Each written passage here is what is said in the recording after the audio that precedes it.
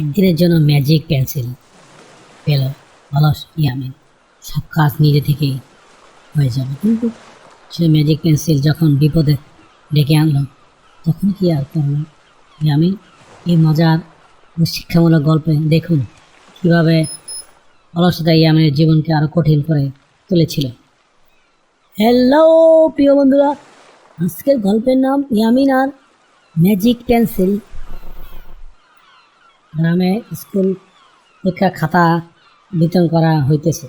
ইয়ামিন সবসময় ভালো ছাত্র হওয়া সত্ত্বেও এবার তার ফল খারাপ হয়েছে। স্যার বলল, ইয়ামিন, তোমার এই ফল, তুমি তো ইচ্ছে করলে আরও ভালো করতে পারতে, কিন্তু তোমার সমস্যা হলো তুমি খুবই অলস, সব কাজ ফেলে রাখো। ইয়ামিন মাথা নিচু করে সরি স্যার। বাবু ইয়ামিনকে বলে, ইয়ামিন দেখ আমার খাতা, আমি সব নিজের হাতেই লিখেছি, তাই আমার নম্বর ভালো হয়েছে। ইয়ামিন মনে মনে বলে, ইস, রে এমন কি থাকতো যে আমার সব কাজ নিজে থেকেই করে দিত, পড়াশোনা হোমওয়ার্ক কিছু আর করতে হতো না। গ্রামের পুরনো বটতলা, সেখানে দাদুভাই বসেন। স্কুল ছুটির পর মন খারাপ করে ইয়ামিন দাদুভাইয়ের কাছে যায়। দাদুভাই গ্রামের সবচেয়ে জ্ঞানী মানুষ। বিশেষ করে, ইয়ামিন, আমার রেজাল্ট খারাপ হয়েছে, আমার পড়তে একদম মন লাগে না, যদি কোনো ম্যাজিক থাকতো। ভাই হেসে বলল, ম্যাজিক? আচ্ছা শুনি, আমার কাছে একটা জিনিস আছে, এটা কোনো সাধারণ পেন্সিল নয়, এটা হলো ম্যাজিক পেন্সিল।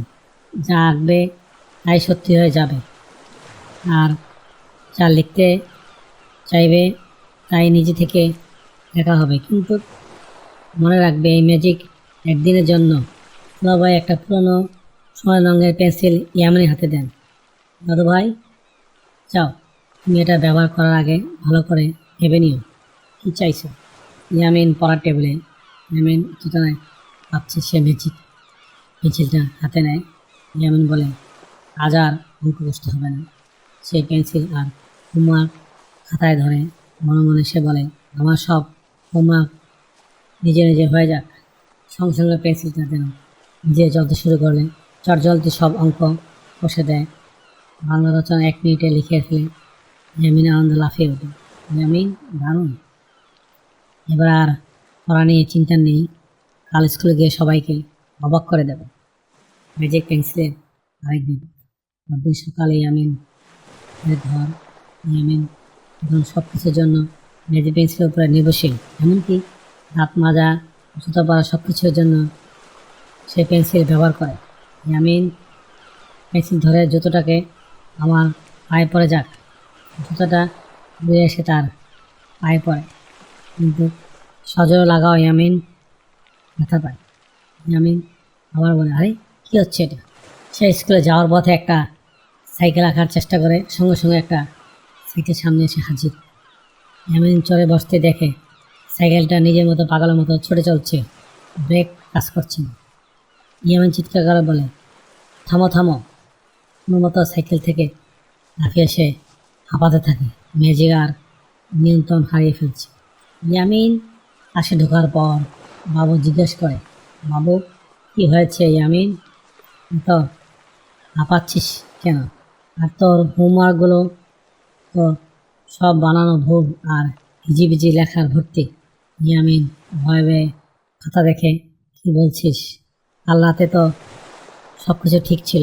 ইয়ামিন দেখে ম্যাজিক মেসেজ দিয়ে লেখালেখি আসলে সম্পূর্ণ অর্থহীন, ভুল, কারণ সে নিজের মন দিয়ে কিছু লেখেনি, শুধু ম্যাজিকের উপর ভরসা করেছিল। ইয়ামিন মনে মনে বলল, ম্যাজিক তখনই কাজ করে যখন মন থেকে চেষ্টা করা হয়। আমি শুধু অলসতা করছি, তাই পেন্সিলটাকে ভুলভাল করে কাজ করছিল। সেই সঙ্গে সঙ্গে স্কুল থেকে দৌড়ে দাদুভাইয়ের কাছে গেল। পেন্সিল ম্যাজিকের সময় শেষ হওয়া আর বেশি দেরি নেই। ইয়ামিন বলল, দাদুভাই, এই নাও তোমার পেন্সিল।